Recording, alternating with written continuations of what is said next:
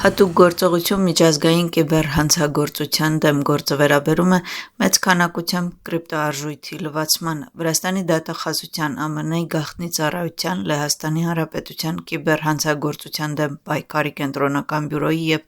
Լոձի շրջանային դատախազության աշխատակիցները, ինչպես նաև Վրաստանի ներքին գործերի նախարարության և ֆինանսների նախարարության քննչական ծառայությունները Վրաստանում լայնածավալ գործողություն են իրականացրել։ Ինչպես այսօր Վրաստանի դատախազությունում տեղի ունեցած ճեպազրույցում նշվել է, հատուկ գործողությունը նախապատրաստվել է Եվրոջաստ և Եվրոպոլի աջակցությամբ միջազգային գործընկերների հետ համատեղ։ Համատեղ գործողության արդյունքում ձերբակալվել է 2 օտարերկրյա քաղաքացի։ Մեստիայի մունիցիպալիտետում անցկացված քննչական գործողությունների արդյունքում ներքին գործերի նախարարության աշխատակիցները որպես ապացույց առևանգել են ևս 42 այսպես կոչված մայներ։ Հետաքննությամբ պարզվել է, որ տեղացիները վերը նշված սարքերը օգտագործում են թվային արժույթ ստեղծելու և մեծ քանակությամբ էլեկտրաէներգիայի անօրինական և սպառման միջոցով անօրինական եկամուտ ստանալու համար։ Հանցագործությունը նախատեսում է 3 տարի ժամկետով ազատազրկում։ Այսօր Եվրոպական հանձնաժողովի միգրացիայի և ներքին գործերի գլխավոր տնօրինության հրավերով Բրյուսելում կկայանա վրացական կողմի և Եվրոպական հանձնաժողովի միջև երկխոսության առաջին հանդիպումը։ Կմասնակցեն Վրաստանի համապատասխան գերատեսչությունների ներկայացուցիչներ, արտաքին գործերի նախարարության միջազգային իրավական, հյուպատոսական և սփյուռքի հարցերի տնօրինությունը տնօրենի գլխավորությամբ։ Ընդդիմությունը հույս է հայտնում, որ Եվրամիության կոշտ որոշում չի կայացնի անվիզա ռեժիմի վերաբերյալ, սակայն իշխող թիմը պարզաբանում է, որ սա տեխնիկական հանդիպում է աշխատանքային խմբի հետ, որը չի կարող որևէ քաղաքական որոշում կայացնել։ Ընդդիմադիր դաշինքում տարաձայնությունները շարունակվում են։ Ազգային շարժման դիրքորոշումն այն է, որ կուսակցությունը կմնա դաշինքում և կշարունակի իր աշխատանքը։ Մինչդեռ ընդդիմադիր դաշինքի առաջնորդներից մեկը՝ Նիկա Գվարամյան, հայտարարում է, որ ազգային շարժումը այս փուլում պաշտոնապես դաշինքի անդամ է և չի մասնակցում դաշինքի գործունեությանը։ Բացի այդ, դաշինքի առաջնորդներից մեկը՝ Թամար Չերգոլեիշվիլին հայտարարել է, որ ազգային շարժման լոգոն կհեռացվի դաշինքի պաստառներից։ Բացի այդ, ազգային շարժումը խոսում է վերականգնման մասին, ըստ տեղեկությունների խորհրդակցություններ են ընթանում։ Արժույթի միջազգային հիմնադրամի գործադիր խորհուրդը հրապարակել է Վրաստան 2026 թվականի 4-րդ հոդվածի վերաբերյալ խորհրդակցություններ վերնագրով զեկույցը, որի համաձայն Վրաստանի տնտեսությունը մնացել է կայուն գլոբալ անորոշության աճի, այդ թվում Մերձավոր Արևելքում ընթացող պատերազմի պայմաններում։ Իրական համախառն ներքին արդյունքը 2025 թվականին աճել է 7,5% և մնացել է բարձր 2026 թվականի սկզբին, մինչդեռ էլեկտրակիրների բարձր գներով պայմանավորված գնաճը գերազանցել է նպատակային ցուցանիշը 2026 թվականի ապրիլին, հասնելով 5,9%-ի։ Հարկաբյուջետային և արտաքին բուֆերները ամրապնդվել են։ Ակնկալվում է, որ գնաճը կհասնի նպատակային ցուցանիշին մինչև 2027 թվականի կեսերը։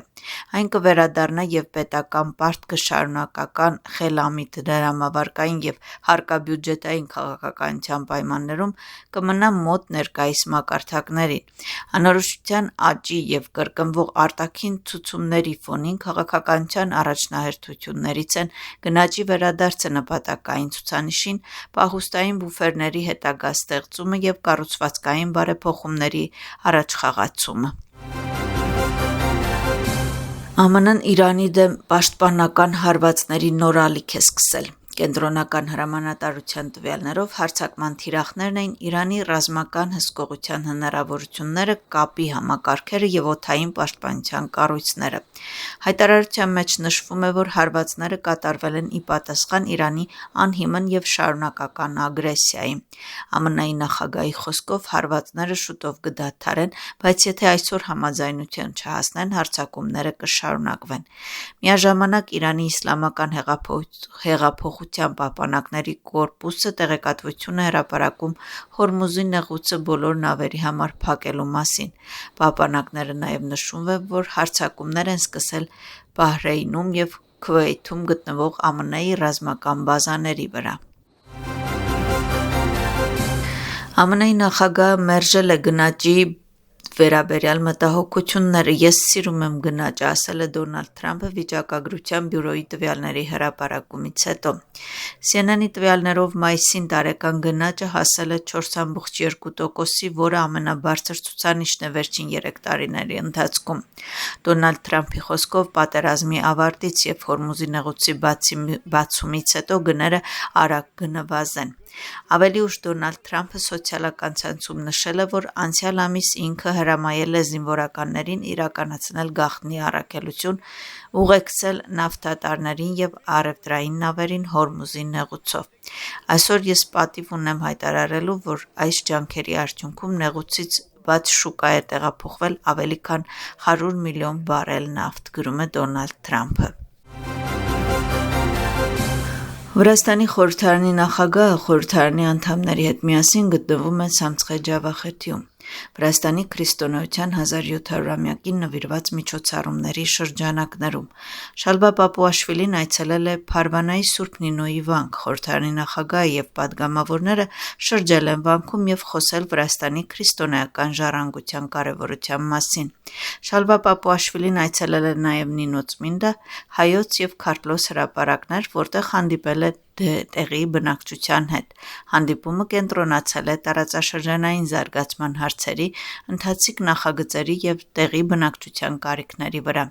Քրիստոնեությունը պետական կրոն հռչակելու 1700-ամյակին վերաբերող միջոցառումները կշարունակվեն, այդ թվում Սվետիցխովելիի տոնը և կներառեն ինչպես մշակութային, այնպես էլ կրթական ծրագրեր, ինչպես նաև գիտական կոնֆերանսներ և ուսանողական արշավներ։ Ներքին գործերի նախարարը աշխատանքային խորհրդակցություն է անցկացրել անվտանգության ոստիկանության վարչությունում և զննել վերանորոգված ավտոկայանատեղին։ Անվտանգության ոստիկանության վարչության ավտոկայանատեղին թարմացվել է 40 նոր մեքենայով։ Հանդիպման ժամանակ նախարարին վարչության պետ Գեորգի Ալլադաշվիլին ներկայացրել է ընթացիկ և ապագա ծրագրերը։ Սուլխան Թամազաշվիլին վարչության ղեկավարի հետ միասին ծանոթացել է նաև կենտրոնական կառավարման վարչության և թեժ գծի աշխատանքի առանձնահատկություններին։ Քանյե Ուեսթի հունիսի 12-ին Դինամո մարզադաշտում նախատեսված համերգի կապակցությամբ Թբիլիսիի մետրոն, ինչպես նաև մի քանի ավտոբուսային գծեր կաշխատեն երկարացված ժամկետով և կսպասարկեն ուղևորներին մինչև հունիսի 13-ի ժամը 2:00, հայտարարել է Թբիլիսիի քաղաքապետարանը։ Ինչ վերաբերում է երթևեկությանը, հունիսի 12-ի ժամը առավոտվա 7-ից մարզադաշտի շրջակա փողոցներում սահմանափակվելու է ավտոմեքենաների երթևեկությունը։ Սկզբնական սահմանափակումը կվերաբերի Մետրևելի և Գեորգի Ծաբաձե փողոցներին, որտեղ երթևեկությունը կսահմանափակվի Դինամո արենայի գլխավոր մուտքերով։ Սահմանափակման ժամանակահատվածում տրանսպորտային միջոցները կկարողանան տեղաշարժվել շրջակա փողոցներով։